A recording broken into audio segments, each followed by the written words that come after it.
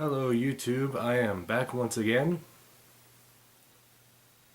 mug in hand, and today I'd like to, of course it's just water in here, I don't drink coffee, because when I drink coffee I bounce off the walls. Water hydrates you better anyway. Today we are going to join the conversation that probably ended about a couple months, maybe a few months ago. But I just recently saw it because I don't keep up on my subscriptions nearly as much as I should. Yeah, so the conversation we're going to be joining is one about piracy and its impact upon the media, upon specifically film. And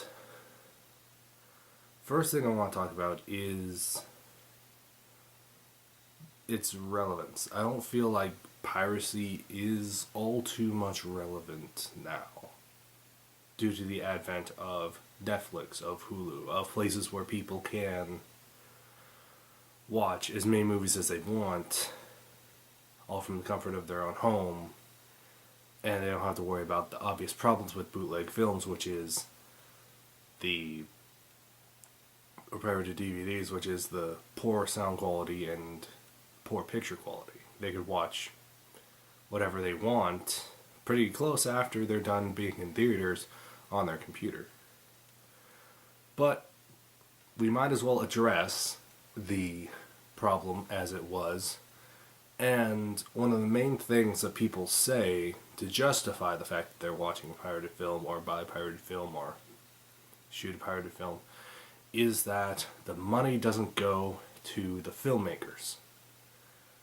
And this shows a great part of the ignorance when it comes to the Hollywood system. Now, I've been talking a lot, so it's a good thing I have water.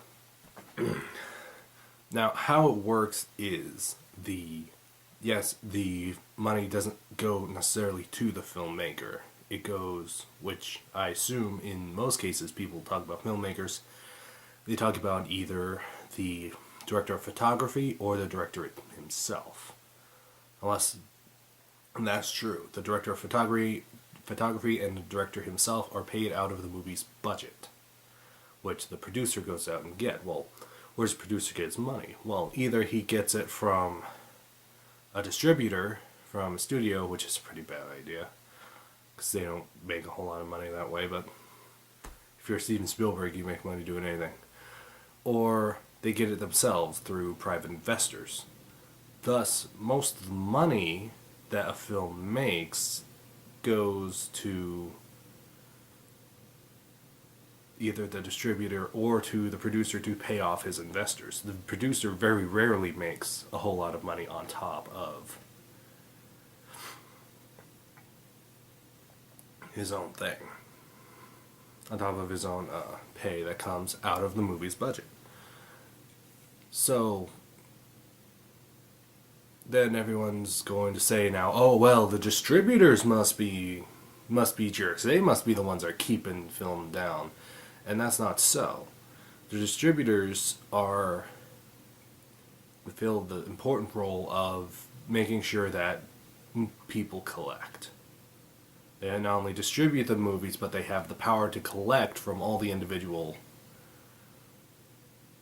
movie theaters, all the individual people that if you self-distribute, you're going to have to do. And you're going to end up, if you do self-distribute, sure you keep all the money, but if you distribute to more than outside of a small localized area, you're going to have a hell of a time getting all that money back. And expect to spend the next 20 years of your life in several small claims courts trying to get the money out of the hands of those theater exhibitors. Yeah. So, does the money go necessarily to the filmmakers? Yes and no. I mean, the investors need their money back, and they need to make a profit. That shows them that investing in movies is a good idea, and thus they'll invest in more movies, which means more movies will be made. I don't see how that's a problem. then distributors taking most of the money, well, that makes sense. I mean, if you make a movie for, let's say, 2,500,000, the distributor will then pay $5 million in advertising, in promotion, to make sure you not only recoup your money, but they also recoup their money from the ad program. So without the distributors or the investors, which all this money is going to, and not the filmmakers necessarily, that means more movies will be made. More good movies will be made. So that argument really doesn't hold water. Unlike my mug, which has Star Wars on it. That holds water pretty well.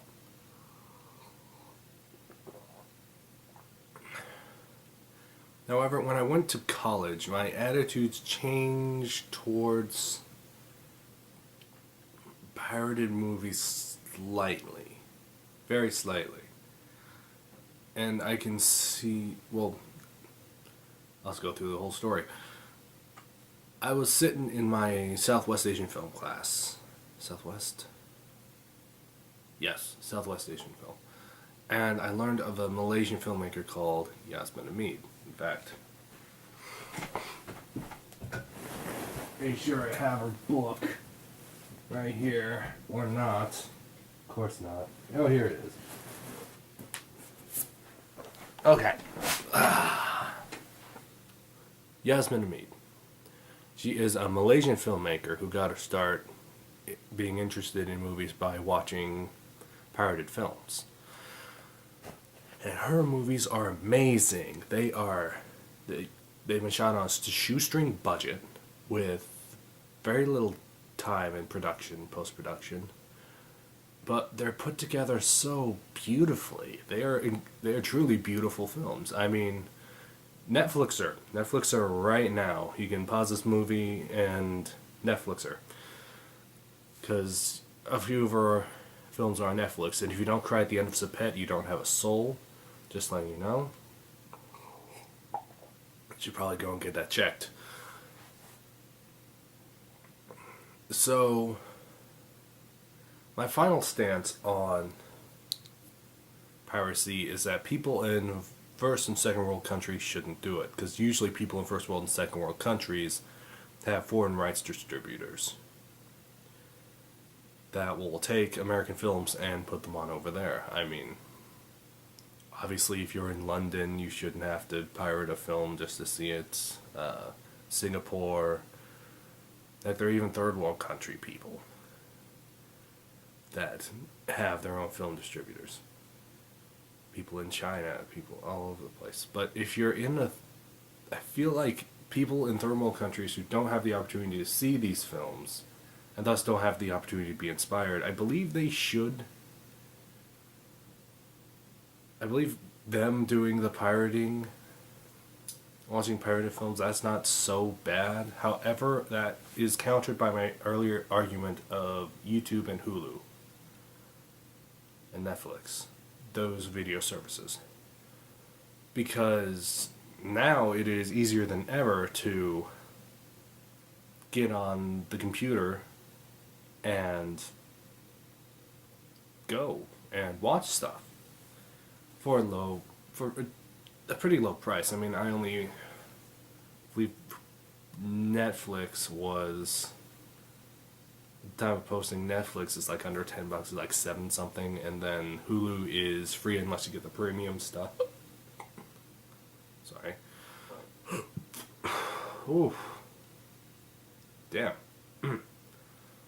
So I feel that argument also doesn't hold a whole lot of water, but I think one way... Well, I don't think piracy will ever go away. People are still going to want to watch it before it comes out anywhere, just to say that they did or something.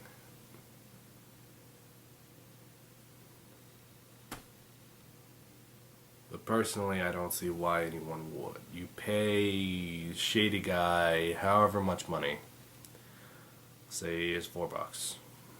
I don't know. Probably a bit more than that, but let's just say it's $4. And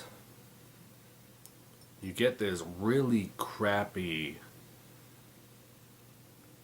release. You get the release through the camera, which is crappy audio most of the time and crappy visuals most of the time, especially since if you try to shoot a screen, it doesn't quite work quite as well as you shooting an actual thing. So on the other hand, you could pay the $7 or however much it is for a movie ticket, see it in a theater, the full-on experience.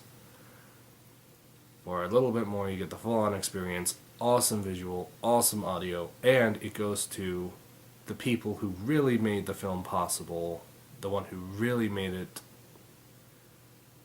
it to where you'd be able to see it in theaters at all, on DVD at all, and that is the investors and distributors. And thus more films are made. So personally, I go with the theater, especially since you're probably going to have to buy the DVD anyway, because the DVD you've got is probably a piece of crap.